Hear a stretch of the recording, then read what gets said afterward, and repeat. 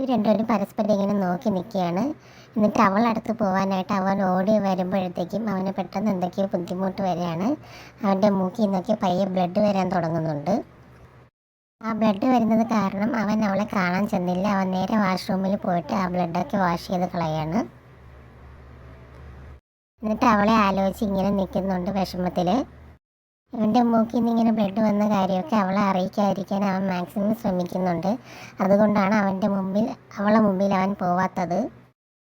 ഇവന് health issues ഉള്ളത് കൊണ്ടും അവളെ മുമ്പിൽ പോകാനുള്ള ധൈര്യം അവനില്ലാത്തത് കൊണ്ടുമാണ് അവളെ കാണാതെ അവൻ ഓടി മാറുന്നത്.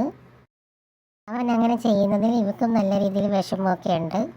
അവൻ പെട്ടെന്ന് ഇങ്ങനെ പെരുമാറുന്നത് ഓർത്ത് അവൾക്കും നല്ല വിഷമമുണ്ട്. ഇങ്ങനെയൊക്കെ ചെയ്യുന്നത് ആലോചിച്ച് ഇവനും നന്നായിട്ട് സങ്കടപ്പെടുന്നുണ്ട്. ഓരോ ദിവസം ചെല്ലുന്തോറും അവൻ്റെ ഹെൽത്ത് മോശമായിട്ട് വന്നുകൊണ്ടിരിക്കുകയായിരുന്നു. അതുകൊണ്ട് അവൻ അവളെ മാക്സിമം അവോയ്ഡ് ചെയ്യുന്നുണ്ട്. ഇതൊരു കൊറിയൻ ഡ്രാമയാണ്. ഗുഡ് ബോയ് എന്നാണ് ഈ ഡ്രാമയുടെ പേര്.